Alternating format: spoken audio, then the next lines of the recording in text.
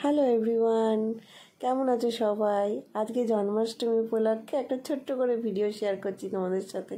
আর সবার প্রথমেই আছে আমার গোপু সোনার স্নান, কারণ গোপু সোনা না হলে তো কিছুই হয় না। আর গোপালকে আমি স্নান করিয়ে নিচ্ছি। এটা আমার গোপাল না, কিন্তু এটা দিদির গোপাল।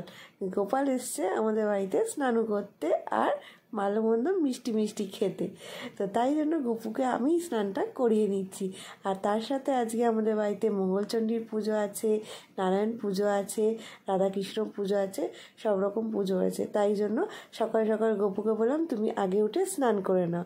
তো তোমরা সাথে থাকো আর দেখো পুজোর একটুখানি ক্লিপ আমি তোমাদের সাথে শেয়ার করছি। ভালো লাগলে অবশ্যই বলো।